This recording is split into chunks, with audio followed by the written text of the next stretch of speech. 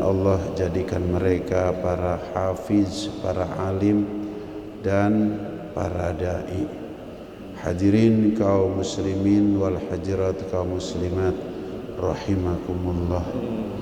Lagi dan lagi kita memanjatkan puji serta syukur kehadirat Allah Subhanahu wa taala atas berbagai macam nikmat yang telah dan sedang Allah anugerahkan kepada kita, khususnya nikmat di mana pada pagi hari ini Allah menganugerahkan nikmat dalam bentuk hidayatut taufik, sehingga dengan nikmat tersebut, dengan hidayah tersebut, kita dengan mudah, dengan ringan melangkahkan kedua belah kaki kita, melanggangkan kedua belah tangan kita, menghadapkan jiwa dan raga kita dari ujung rambut sampai dengan ujung kaki, berada di rumahnya Allah Subhanahu wa ta'ala, melaksanakan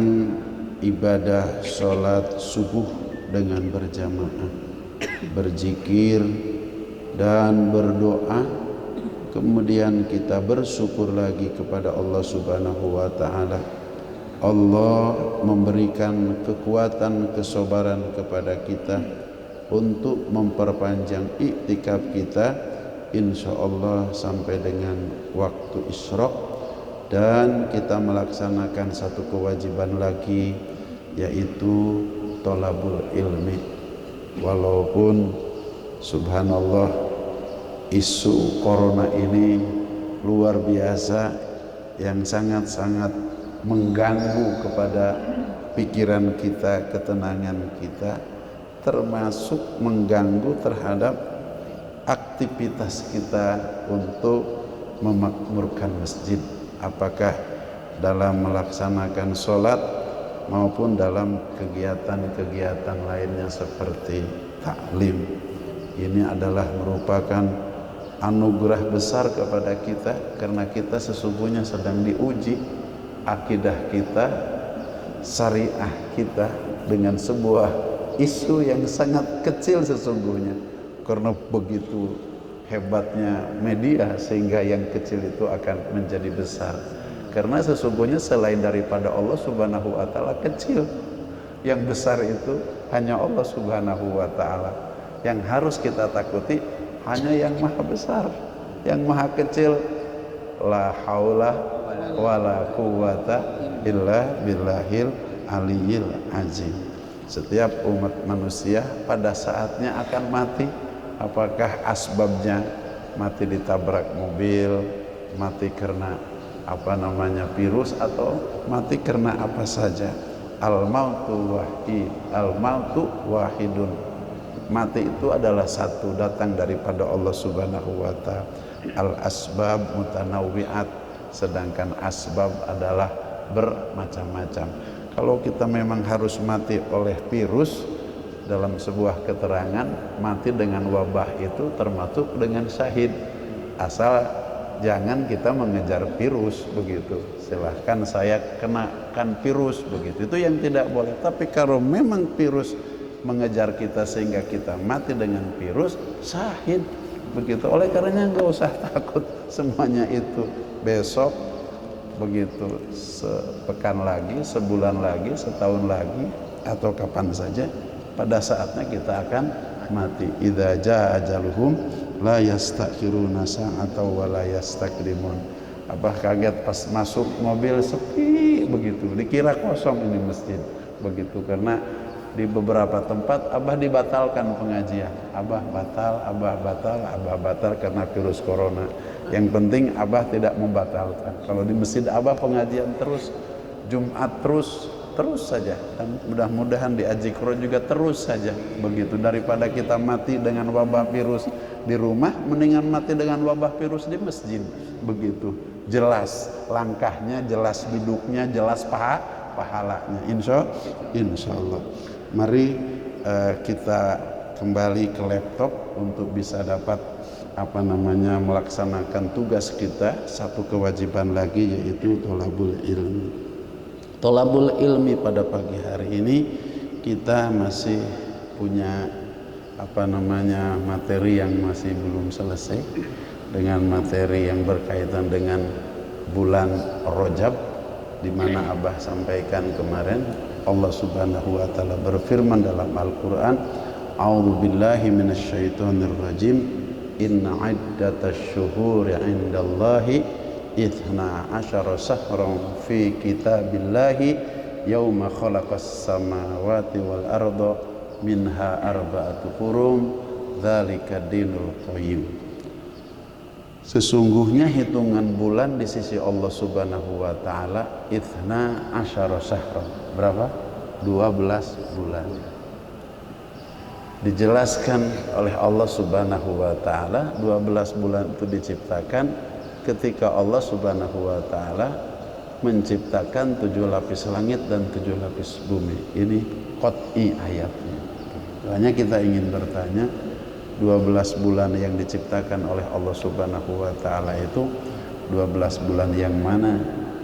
Tentu jawabannya bukan 12 bulan yang dari Januari sampai dengan Desember, bukan, tapi 12 bulan yang dimaksud oleh Allah Subhanahu wa taala adalah 12 bulan dari mulai bulan Muharram, Safar, Rabiul Awal, Rabiul Akhir, Jumadil Awal, Jumadil Akhir, Rajab, Sya'ban, Ramadan, Syawal, Dzulqa'dah, yang ke-12 Dzulhijjah. Itu yang dimaksud. Kalau itu yang dimaksud, bulan yang 12 yang dimulai Januari sampai dengan bulan Desember, bulan apa? Itu kalau kata orang Sadeng, bulan Juring. Tahu Ustaz Juring? Juring itu setan.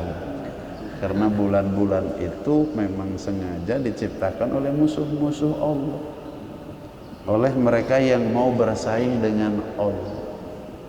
Kira-kira maunya begini, kalau Allah bisa menciptakan 12 bulan, gue juga bisa menciptakan 12 bulan.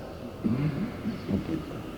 Bulan-bulan tersebut diambil daripada nama-nama pastur, nama-nama dewa, nama-nama kaisar yang dibesarkan, diagungkan oleh mereka. Oleh karenanya Abah bertanya, lebih hafal bulan Allah atau lebih hafal bulan Juli? Istighfar banyak-banyak. Astagfirullahaladzim. Sadar tidak sadar kita sudah turut mengagungkan yang diagungkan oleh mereka, membesarkan yang dibesarkan oleh mereka.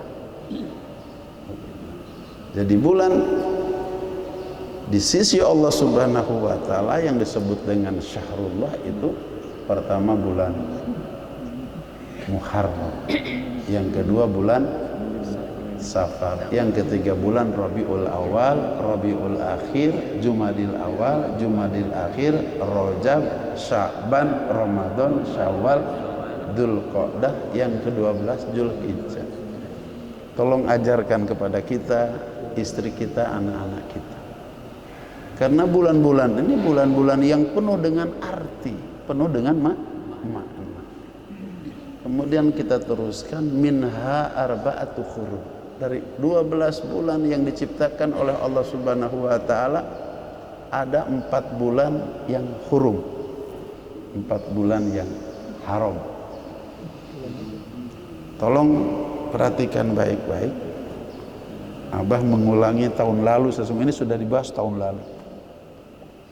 Kata-kata al-haram kalau dihubungkan dengan tempat atau dihubungkan dengan waktu, itu maknanya berubah dari al-haram menjadi al-kiram, dari haram menjadi mulia. Jadi Masjidil Haram bukan masjid yang haram, tapi masjid yang mulia. Karena kata-kata al-haram dihubungkan dengan tempat. Saking mulianya itu masjid, sehingga menularkan kemuliaan ke tempat di mana masjid berada. Karena Masjidil Haram berada di Mekah, Mekah menjadi Al-Mukarramah. Demikian bila hubungkan dengan tempat. Syahrul Haram bukan bulan yang haram, tapi bulan yang mulia. Kalau dikatakan di bulan itu haram berperang, karena bulan itu bulan mulia, sehingga haram berperang. Seperti sama ada karena tempat itu adalah tempat mulia seperti masjid, jangan berperang, bergaduh aja di masjid haram.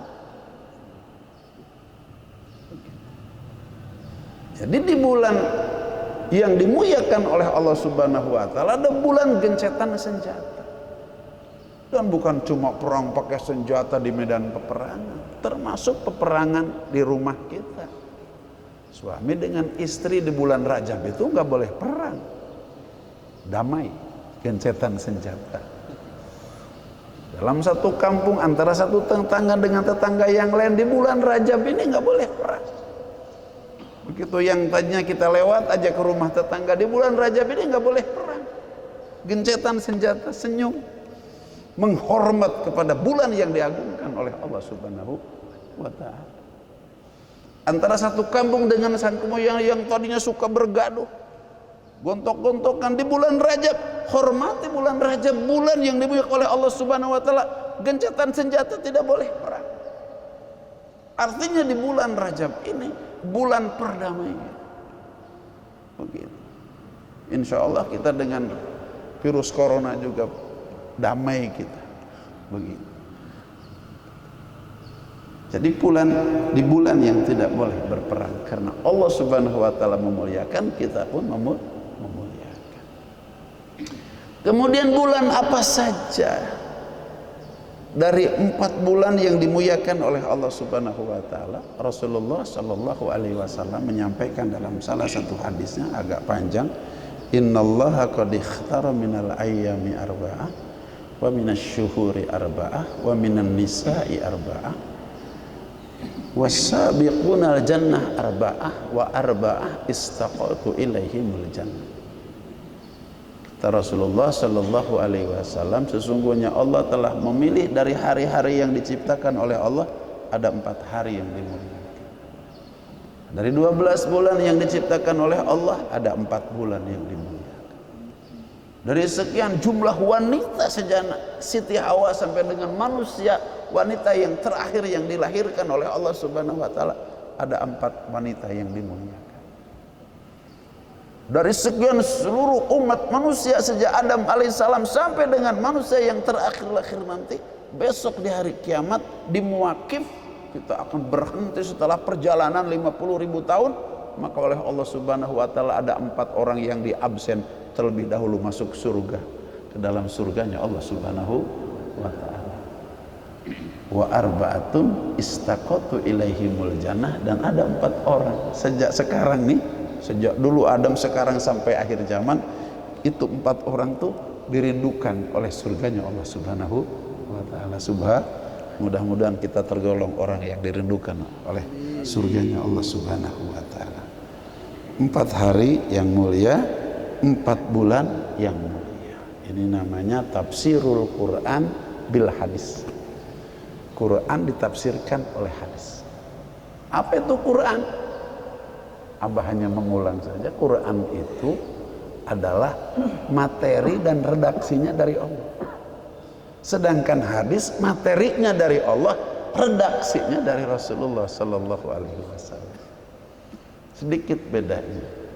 Allah menjelaskan dalam Al-Quran, a'udzubillahi minasyaitonirrajim, wa ma yantiqu anil hawa in huwa illa wahyu yuha. Wa ma, dan tidaklah yantiqu Muhammad berbicara anil hawa, yang keluar dari hawa nafsu, keinginan. In huwa illa wahyu yuha, melainkan huwa, berbicara Muhammad itu wahyu yang diwahyukan oleh Allah Subhanahu wa taala kepadanya.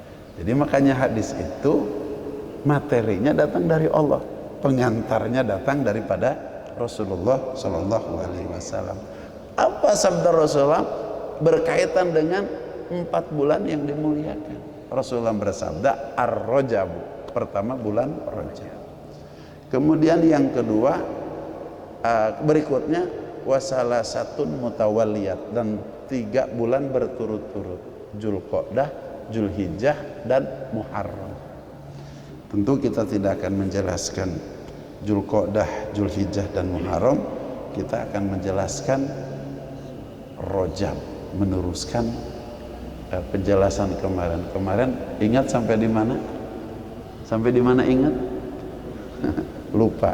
Sampai pembahasan Subhanalladzi asra bi abdihi, bukan bi rasulihi, bukan bi nabiyihi, bukan bi ulil ajmihi, tapi bi abdihi. Padahal Rasulullah pangkat kedudukannya nabi, rasul, ulul azmi, tapi kenapa tidak disebut Subhanalladzi asra bi nabiyihi, Subhanalladzi asra bi rasulihi, tidak Subhanalladzi asra bi ulil ajmihi, tapi Subhanalladzi asra bi abdi. Allah ingin menunjukkan kepada kita umat manusia bahwa seorang yang sukses menghambakan diri kepada Allah Subhanahu wa taala satu-satunya manusia yang bernama baginda besar Muhammad sallallahu alaihi wasallam. Karena predikat seorang hamba tidak kalah pentingnya menjadi predikat seorang nabi, rasul, bahkan ulul azmi. Dan ini ada pada seseorang yang bernama Muhammad sallallahu alaihi wasallam. Kemarin sudah Abah jelaskan cerita tentang bagaimana Nabi kita Muhammad SAW berjumpa dengan seorang kakek. Ingat? Ingat kemarin? Ini? Iya. Ini menunjukkan bahwa Rasulullah SAW betapa hebatnya menjadi seorang diri, seolah-olah menjadi hamba. Sehingga kalau Rasulullah SAW hari ini ada di hadapan kita, maka kita akan tidak ingin berpisah dengan Rasulullah selama-lamanya, karena tumpuan harapan kita ada pada pribadi baginda Rasulullah Sallallahu Alaihi Wasallam. Ketika datang tamu yang menuangkan air untuk tamu tangannya sendiri, yang menyuguhkan tamu, yang menyuguhkan air kepada tepuk tangannya sendiri. Bahkan ketika ada makanan, Rasulullah SAW tidak segan-segan sebelum menyuap untuk dirinya, menyuapi untuk sahabat. Subhanallah, pandangannya sejuk, bahasanya enak, senantiasa yang disampaikan oleh baginda Rasulullah kepada setiap mereka yang ditemuinya adalah keindahan-keindahan saja. Jauh daripada itu, Rasulullah itu dari ujung rambut sampai dengan ujung kaki itu bersih, rapih, dan wangi. Dan salah satu yang disampaikan oleh Rasulullah SAW, yang aku cintai itu adalah minyak wangi. Sehingga saking badan Rasul itu wangi, ketika seseorang sudah berjumpa dengan Rasulullah SAW, diketahui oleh orang, habis berjumpa dengan Rasul ya. Kenapa? Wangi Rasul nempel pada baju kamu. Subhanallah.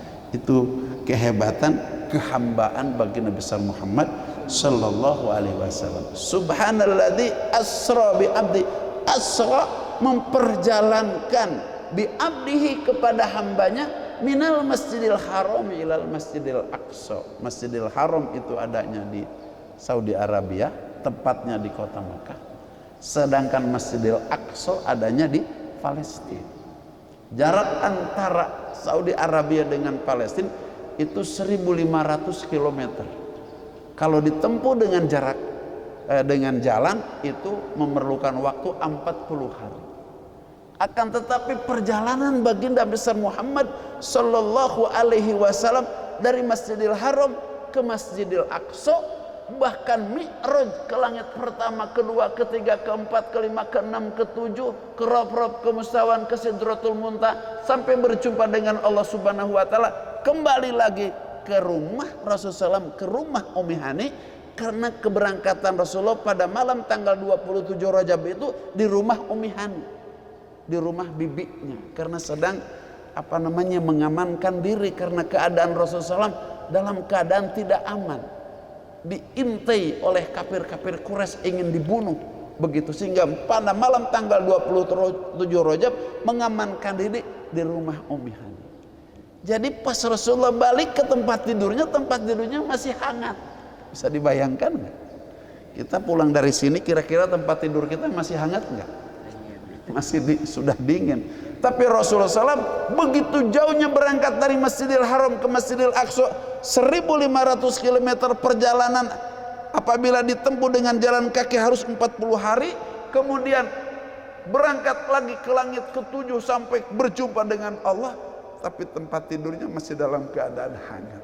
Bahkan satu keterangan menjelaskan, dulu Nabi Sulaiman alaihissalam ketika ingin mendatangkan Ratu Balqis dengan istananya, disayembarakan kepada makhluk-makhluk yang ada di depan Nabi Sulaiman alaihissalam. Siapa di antara kalian yang bisa mendatangkan Ratu Balqis dan istananya secepat mungkin ke depan aku?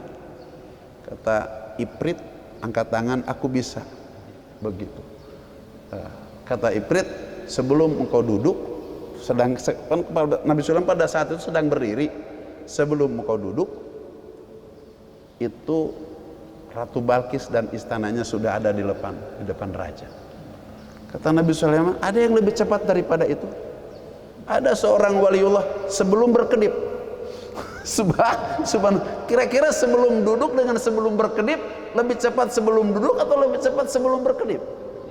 Sebelum berkedip. Karena yang paling cepat sebelum berkedip, kata Nabi Sulaiman, sebelum berkedip saja. Betul, sebelum berkedip itu Ratu Balqis dengan istananya sudah ada di depan Nabi Sulaiman alaihissalam. Subhanallah. Dikatakan dalam satu keterangan bahwa kecepatan keberangkatan Isra dan Mi'raj baginda besar Muhammad sallallahu alaihi wasallam minal Masjidil Haram ilal Masjidil Aqsa, dari Masjidil Aqsa ke langit ke-7, ke Rob-Rob, ke Mustawan, ke Sidratul Muntaha, kembali ke alam dunia lebih cepat daripada sebelum berkedipnya datang Ratu Balqis dengan istananya di hadapan Nabi Sulaiman. Subhanallah. Ini luar biasa, peristiwa agung, peristiwa besar, peristiwa yang tidak pernah terjadi setelahnya dan tidak akan pernah terjadi sebelumnya. Hanya satu-satunya kali terjadi pada malam tanggal 27 Rajab. Kemudian tidak sebentar, tapi dengan kuasa Allah Subhanahu wa taala menjadi sebentar. Kalau 1500 km kalau ditempuh dengan jarak itu harus 40 hari begitu, dan berhenti di tempat, di 4 hentian. Yang pertama berhenti di Thaibah. Ini ilmu saja, kita sesampainya saja ya. Jadi kalau belum selesai kita sambung lagi begitu. Pertama berhenti di Thaibah. Kemudian malaikat Jibril menjelaskan, Muhammad, kamu tahu ini di mana? Tidak tahu wahai Jibril. Kamu berhenti di Thaibah. Tempat ini besok bukan Thaibah lagi namanya, tetapi akan berganti Madinatul Munawwarah. Karena besok engkau akan diusir dari Mekah, akan berpindah ke Thaibah ini. Karena engkau mengembangkan agama di Thaibah ini, sehingga engkau sukses mengembangkan agama, sehingga Thaibah berubah menjadi Madinah Al-Munawwarah, sebuah kota yang memancarkan cahaya hidayah. Diajarkan oleh malaikat Jibril salat 2 rakaat. Kemudian berjalan lagi, berhenti di Syajarati Musa. Wahai Muhammad, kamu berhenti di mana? Tidak tahu. Wahai Jibril, kamu berhenti di Syajarati Musa. Kamu tahu Syajarati Musa itu? Syajarati Musa itu tempat di mana dulu Nabi Musa dikejar oleh Fir'aun. Karena Nabi Musa itu pernah membunuh daripada kaum Kibti. Kaum Kibti itu suku atau kabilah daripada Fir'aun, yang pada saat itu berantem antara Bani Israel dengan suku Kibti. Karena Bani Israel itu sama dengan Nabi Musa, minta bantuan ini Bani Israel kepada Nabi Musa. Wahai Musa, anak Israel, Maksud Nabi Musa ingin memisahkan supaya jangan berantem. Akan tetapi ini kaum Kipti merasa hebat, Nabi Musa dilawan. Oleh Nabi Musa cuma dikepret aja, kira-kira tahu kepret itu siapa? Kamu melawan, kepret mati. Ini hebatnya Nabi Musa. Maka tersebar berita ini sampai tembus ke istana, ke Fir'aun. Karena yang dikepret oleh Nabi Musa kemudian mati itu adalah kaum Kipti, suku daripada Fir'aun, dianggap penghinaan kepada Fir'aun. Sehingga Nabi Musa harus dikejar.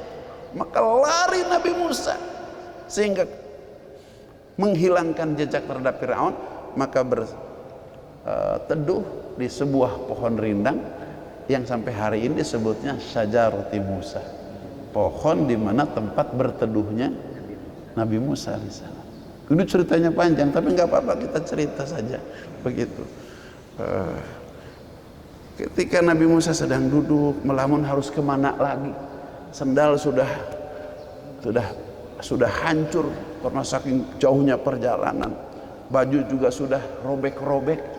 Duduk saja. Kemudian di bawah itu ada sumur, begitu. Kemudian tempat meminumkan para pengembala kambing, karena itu tempat yang tumbuh pohon-pohon, tumbuh rumput-rumputan. Akan tetapi lewat perampok, ngambil air, minum, kena.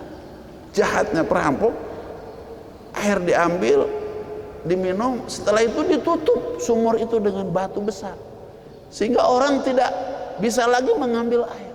Termasuk dua orang wanita yang mengembala kambing, ketika ingin meminumkan kambingnya di sumur tersebut, maka terhambat dengan batu yang besar itu.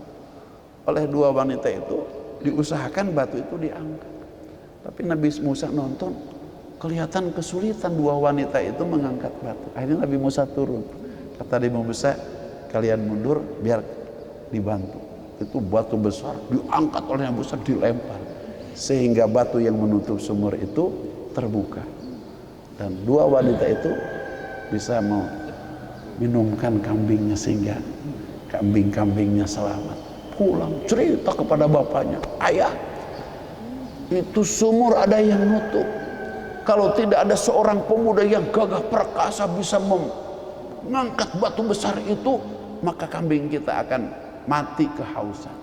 Siapa dia? Kita juga tidak tahu, sepertinya ayah lagi bingung. Kata ayahnya, besok kamu gembala lagi kambing ke sana, suruh dia datang ke sini, sampaikan kepada dia diundang oleh ayah. Begitu. Nabi Musa dalam keadaan susah payah, dalam keadaan kesulitan, kemudian biasanya ini pengembala kambing itu asar pulang, ini johor sudah mau pulang, karena memang Nabi Musa itu ganteng. Begitu. Kemudian setelah diminumkan kambingnya, dua wanita ini datang kepada Nabi Musa, akan diundang datang ke rumah oleh ayah kami. Kira-kira girang nggak Nabi Musa? Senang luar biasa. Nabi Musa senang. Ini perjalanannya luar biasa. Begitu akhirnya berangkat. Tapi Nabi Musa pas di jalan itu, sekali-sekali ini baju wanita itu ketiup angin, terangkat betisnya. Kata Nabi Musa, stop, boleh nggak saya duluan? Alasannya nggak disampaikan. Kalau kita mungkin malah seneng ya di belakang ya. Nabi Musa nggak mau begitu. Boleh nggak saya duluan? Emang kenapa Akang? Nggak, boleh nggak saya duluan? Silakan, tapi kan yang tahu alamat terus gampang, tinggal kiri kanan lurus, tinggal begitu aja. Subhan itu hebatnya Nabi Musa. Akhirnya Nabi Musa duluan, perempuan di belakang. Biasanya dalil itu kan mesti duluan, ini enggak di belakang. Dan akhirnya sampai di Madian, karena Syajarati Musa itu tempat antara Mesir dan Madian. Disambut oleh ayah kedua anak itu, layak lamuhun nabi ilan nabi. Tidak ada yang mengetahui tentang tanda kenabian kecuali Nabi. Ternyata bapak kedua anak itu Nabi Syuaib. Terpancar dalam wajah Nabi Musa nur kenabian. Begitu, waduh, muliakan, kasih baju, kasih makan, kasih minum. begitu. Kemudian kata Nabi Syuaib, kamu malam ini istirahat, kemudian kamu pikirkan itu dua tuh anak saya, begitu. Kamu pilih satu di antara dua, saya bermaksud besok untuk mengawinkan kamu. Subhanallah, dalam keadaan yang sangat susah dikejar Fir'aun, begitu ketemu Nabi Syuaib ditawarin anaknya, suruh pilih. Nggak tidur Nabi Musa satu malam, kakaknya, adiknya, kakaknya, adiknya. Maka pilihan jatuh sama adiknya. Jadi besok pagi dinikahkan. Karena tidak punya apa-apa, mas kawinnya mengembala kambing 10 tahun. Kata Nabi Syuaib, kalau tahun ini laki-laki buat kamu, perempuan buat ayah. Tahun pertama laki-laki semua, nggak ada perempuan yang lahir. Tahun kedua kalau laki-laki buat ayah, perempuan buat kamu, perempuan tahun kedua, dan sampai 10 tahun. Ini singkat cerita, sehingga dalam waktu yang relatif singkat Nabi Musa sudah menjadi konglomerat karena kambingnya banyak.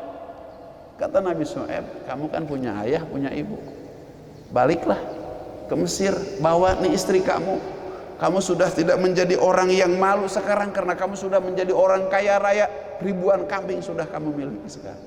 Baik ayah, berangkat menuju Mesir, maksudnya ingin ziarah kepada orang tua, ibu dan bapak yang ada di Mesir. Begitu, karena Nabi Musa sudah menjadi orang kaya raya dengan harta kekayaan dalam bentuk kambing yang jumlahnya banyak ribuan. Di tengah jalan yang namanya padang pasir, walaupun malam itu justru enak bisa berjalan karena cahaya pasir di senter oleh cahaya bulan itu menjadi terang. Begitu sedang berjalan, tiba-tiba gelap, bahkan turun hujan yang tidak pernah turun hujan di daerah padang pasir. Petir menyambar sana sini. Nabi Musa kesulitan, istrinya kesulitan. Kemudian kambing berantakan ke sana kemari. Tiba-tiba di Tur Sina. Tur itu gunung, Sina itu Sinai. Gunung Sinai. Kalau orang Indonesia menyebutnya Gunung Tur Sina, padahal sesungguhnya Tur itu adalah gunung, Sina itu Sinai. Jadi Tur Sina, Gunung Sinai. Nggak usah disebut Gunung Tur Sina lagi, cukup dengan Tur Sina. Kalau mau menyebut namanya Sinai, Gunung Sinai, bukan Gunung Tur Sina, bukan. Ini harus tahu. Nah, di situ ada cahaya luar biasa. Nabi Musa memutuskan naik, ingin mengambil cahaya untuk meneruskan perjalanan ke dalam sadar gerak. Tapi aneh luar biasa. Kan biasanya kalau cahaya itu ada sumber, seperti kita sekarang ini ada sumber listrik. Kalau nanti sebentar lagi ada sumber matahari. Malam hari itu ada cahaya, tidak ada sumber. Ini yang membuat Nabi Musa bingung. Akhirnya dicari, di mana ini sumber cahaya, tidak ada. Pada saat Nabi Musa sedang mencari sumber cahaya, bingung di mana ini sesungguhnya sumber cahaya, maka keluarlah suara. Apa suara itu? Suaranya yang berbunyi, wama tilka biyaminika ya Musa. Dan apakah yang ada di tangan kananmu wahai Musa? Kaget Nabi Musa, kok ada suara? Karena ada sebuah pertanyaan, wama tilka biyaminika ya Musa. Qala, maka Nabi Musa harus menjawab, hiya asoy, ini adalah tongkat. Mana tongkat abah? Mana? Ini tongkat sih. Ini tongkatnya sih. Mana tongkat abah mana tadi? Mana? Tongkat enggak, ini tongkatnya kayak gini nih, tongkat Nabi Musa itu kayak gini, bukan tongkat. Ini apa contoh? Nabi Musa sedang memegang tongkat. Wa matil kabiyaminik kayak Musa. Apa yang ada pada tangan kanan wahai Musa? Yang ada pada tangan Nabi Musa tongkat. Qala, berkata Nabi Musa, hiya asoy, ini adalah tongkat. Begitu.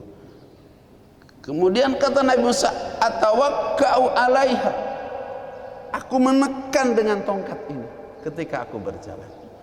wa ahussu ala ghanami, dan aku mencari makanan dengan tongkat itu untuk kambingku. Wali ya fiha ma'aribu ukhra, dan banyak lagi manfaat-manfaat yang lainnya. Kata Allah Subhanahu wa taala, qala, Allah Subhanahu wa taala berfirman, alqiha ya Musa, alqiha ya Musa, lemparkan tongkat itu wahai Musa. Fa'alqaha, maka Nabi Musa melemparkan tongkat ini. Kemudian faidha hiya hayatun tas'a, kaget. Faidha itu kaget, maka tongkat berubah menjadi hayatun tas'a, ular yang hidup. Dan hidupnya ular ini luar biasa. Semula sebesar tongkat, tapi berubah menjadi sebesar pohon. Berubah lagi menjadi, bahkan kata satu riwayat, hampir besarnya itu tongkat menyamai besarnya Tursina itu. Dan bukan cuma kelihatan ular besar, tapi ular itu ingin menerkam Nabi Musa alaihissalam. Pada saat ular itu ingin menerkam Nabi Musa, maka Allah Subhanahu wa taala perintahkan. Qala, Allah Subhanahu wa taala, hudha ya Musa, ambil oleh engkau wahai Musa. Wala takhaf sanu'iduha siratahal ula, kamu jangan pernah takut kepada ular itu. Begitu, aku akan kembalikan ular itu seperti semula. Nabi Musa alaihissalam bisa dibayangkan oleh kita pada saat ular mau menerkam. Kemudian datang perintah Allah Subhanahu wa taala, hujah, ambil oleh kamu ular itu. Nah, kira-kira ular yang dihadapi oleh Nabi Musa lebih hebat ular, lebih hebat virus corona kira-kira? Ini pendidikan besar, ini tarbiyah besar. Kira-kira lebih hebat ular yang pada saat itu ingin menerkam Nabi Musa, atau lebih hebat virus corona? Tentu lebih menakutkan ular ketimbang virus corona, karena Nabi Musa tinggal nyaplok saja sudah selesai ditelan oleh ular. Tapi Nabi Musa alaihissalam pada saat itu meyakini bahwa Allah lebih besar ketimbang ular. Maka ketika Nabi membesarkan Allah Subhanahu wa taala, bahkan ular itu bukan lari, tapi harus diambil. Bisa dibayangkan virus corona yang mematikan itu, hujah, ambil oleh kamu itu virus corona.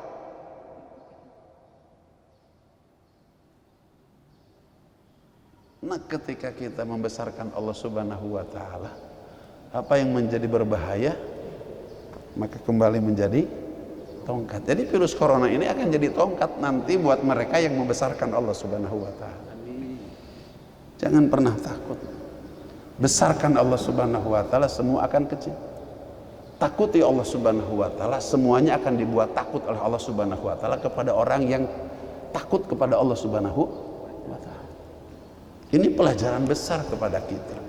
Sehingga Nabi Musa pada saat itu oleh Allah Subhanahu wa taala diselamatkan dari terkaman ular yang sangat menakutkan itu. Bahkan menurut satu riwayat, Nabi Musa dikejar-kejar dulu. Sebelum datang perintah Allah Subhanahu wa taala, Nabi Musa ini sudah turun gunung, naik gunung, dikejar-kejar oleh ular, lari. Pada saat Nabi Musa sudah tidak berdaya lagi, maka datang perintah Allah Subhanahu wa taala. Sudah pasrah, mungkin aku sekarang mati. Seperti hari ini umat manusia, mungkin aku harus mati dengan virus corona. Maka pada saat datang perintah dari yang maha besar, Allah Subhanahu wa taala, maka kata Nabi Musa, aku lebih membesarkan Allah ketimbang membesarkan ular. Maka diambil ular itu, maka ular kembali menjadi tongkat. Jadi segala sesuatu bisa menjadi kecil kalau kita membesarkan Allah. Segala sesuatu akan takut kepada kita ketika kita takut kepada Allah Subhanahu wa taala. Ini fakta, bukan cerita. Insya Allah mudah-mudahan Allah Subhanahu wa taala melalui pelajaran kita pada pagi hari ini lewat sebuah perjalanan Isra Mi'raj baginda besar Muhammad SAW, ini pelajaran besar kepada kita. Insya Allah kita setelah mendengar ini kita besarkan Allah, semua akan menjadi kecil. Setelah mendapatkan pelajaran ini, maka yang kita takuti hanya Allah Subhanahu wa taala. Maka semua akan dibuat takut kepada kita ketika kita takut kepada Allah Subhanahu wa taala. Akan tetapi bukan berarti bahwa kita harus artinya tidak ada syariat, tidak ada usaha. Karena Nabi Musa pun lari dulu. Lari dulu. Artinya syariat kita lakukan, akan tetapi hakikat jauh lebih utama ketimbang syariat. Mudah-mudahan Allah Subhanahu wa taala pelihara kita dari berbagai macam musibah dan bencana yang menerpa dunia pada saat ini. Melalui pengajian kita pada pagi hari ini, tidak ada yang besar mengalahkan kebesaran Allah Subhanahu wa taala. Tidak ada yang berkuasa mengalahkan kekuasaan Allah Subhanahu wa taala. Ketika kita berlindung kepada yang maha besar dan yang maha kuasa, maka kita akan mendapatkan perlindungan daripada Allah Subhanahu wa taala. Hadanallahu wa iyyakum ajmain wa adkhalana fi zumratil muwahhidin fi jannatin naim. Aqulu qouli hadza fastaghfiru innahu wal ghafurur rahim. Subhanallahi wa bihamdihi, subhanallah bihamdika, asyhadu an la ilaha illa anta, astaghfiruka wa atubu ilaik. Subhana rabbika rabbil izzati amma yasifun wa salamun alal mursalin walhamdulillahi rabbil alamin. Ini belum selesai nih, berada di Sajaroti Musa belum, di Tursina belum, tapi nanti di Tursina itu masih ada satu lagi yang Allah berikan kepada Nabi Musa, di mana Nabi Musa oleh Allah Subhanahu wa taala disuruh menyimpan tangannya di ketiak.